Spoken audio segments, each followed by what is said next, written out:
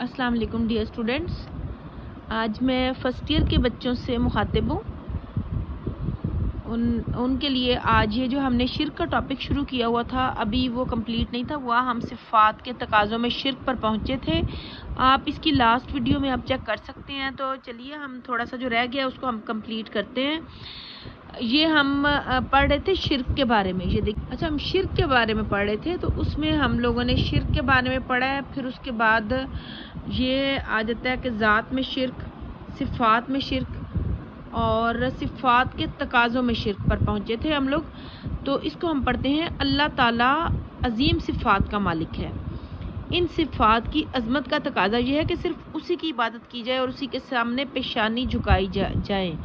हकीकी अताअत और मोहब्बत का सिर्फ़ उसी को हकदार समझा जाए और ये ईमान रखा जाए कि वही कारसाज है। यानी इस सारे में यही है कि सिर्फ़ अल्लाह ताला की ज़ात है जो जिसकी इबादत की जाए, जिसको कारसाज यानी कि हर काम करने वाला, हर दुनिया में जो भी सब कुछ हो रहा है वो सब कुछ अल्लाह ताला की मर्ज़ी और मंशा से हो रहा है। तो उसी को ही हमें अपना आका समझना है। कोई उसके अलावा किसी की इबादत हमें नहीं करनी।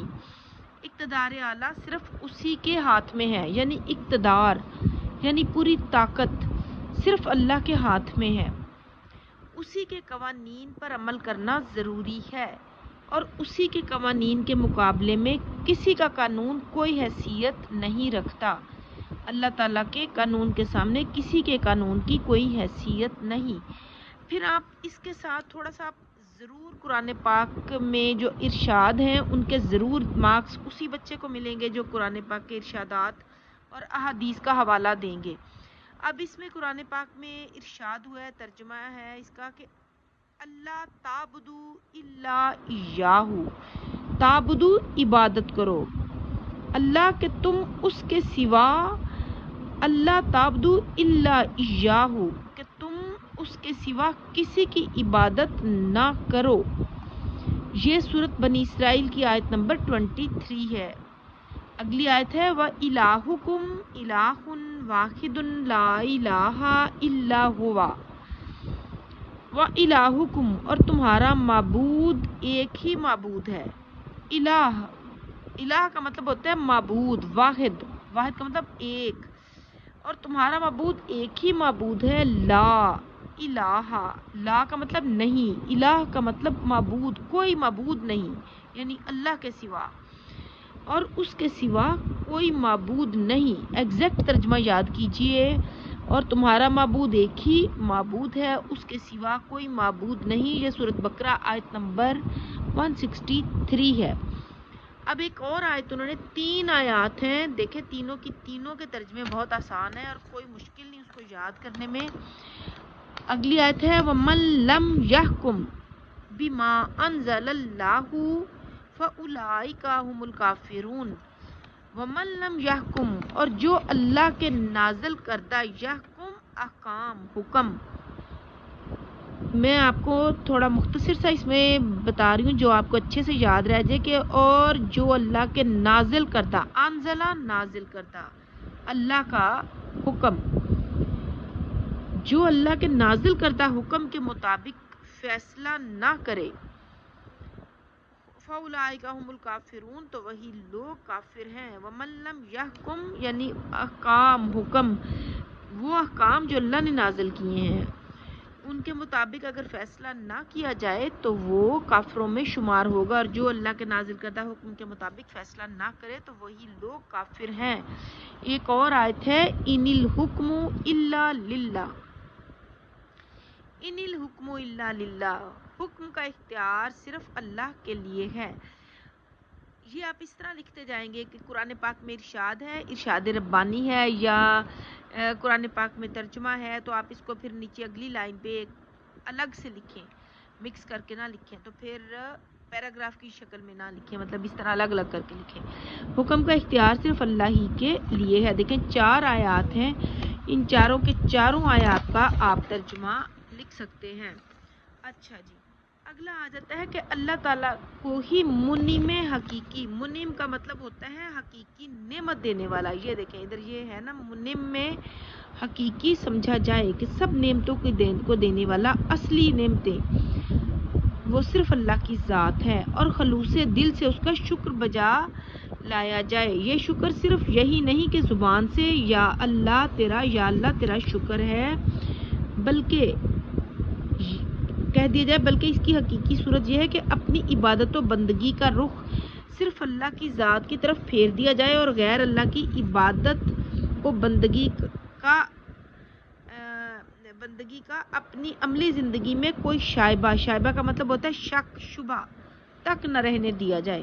یعنی کہ صرف زبان سے ہی کہنا کافی نہیں کہ اللہ تیرا شکر ہے، لیکن ہمارے ہر عمل، ہمارے قول فعل میں اس بات کا یقین ہونا چاہیے کہ صرف اللہ کے سوا کوئی عبادت کے لائق نہیں، اور اس میں ہلکا سا شک تک نہیں ہونا چاہیے. شائبہ کا مطلب ہوتا ہے شبہ. ہمیں اس بات کا خوب خیال رکھنا چاہیے کہ شرک صرف یہی نہیں کہ پتھر یا لکڑی کے بت بنا کر ان کی پوجا کی جائے، بلکہ یہ بھی شرک ہے کہ چھوٹی بڑی حاجت کو پورا کرنے کے لیے اللہ تعالیٰ کے سوا کسی اور سے لو لگائی جائے. یعنی اللہ کی طرف، لو کا مطلب ہوتا ہے یعنی اس کی طرف دھیان کرنا، اس سے امید لگانی. اور ہر مشکل میں اللہ تعالیٰ ہی کو قادر مطلق، یعنی کہ مکمل اختیار جس کے پاس ہے، اور مسبب الاسباب یعنی کہ اسباب پیدا کرنے والا، راہیں پیدا کرنے والا، اور اسی کے فضل و کرم سے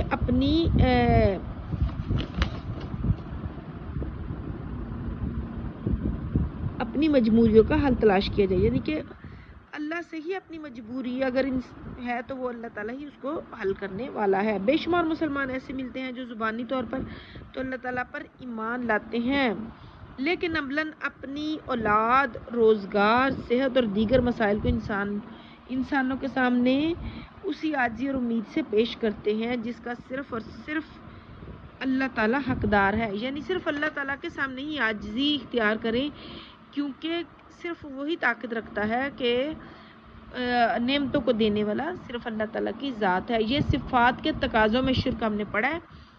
تو جب ہم یہ چیپٹر مکمل کریں گے تو اس کے کوسچنز کے ذریعے میں آپ کو بتاؤں گی کہ کیسے آپ اس کو سالو کریں.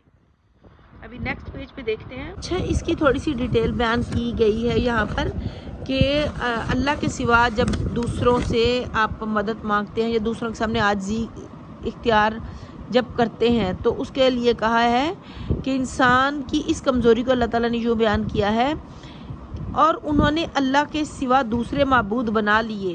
وَاتَّخَذُوا مِن دُونِ اللَّهِ آلِهَةً لَعَلَّهُمْ يُنصَرُونَ یعنی مدد کے لیے، اور انہوں نے اللہ کے سوا دوسرے معبود بنا لیے. من دون اللہ اللہ کے سوا،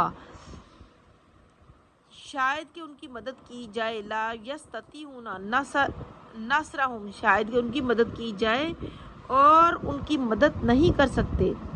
اور یہ ان معبودوں کے لیے کہ ایسے لشکر ہیں جو خود بھی اللہ تعالیٰ کے سامنے حاضر کیے جائیں گے. یعنی یہاں مطلب یہ ہے کہ جن معبودوں کی یہ عبادت کرتے ہیں یا جن سے مدد مانگتے ہیں تو ان معبودوں کے جو لشکر یعنی کہ گروہ کے گروہ جو ہیں وہ بھی اللہ کے سامنے حاضر کیے جائیں گے، کیونکہ وہ خود محتاج ہیں اللہ کے، تو وہ کیسے کسی کی مدد کر سکتے ہیں.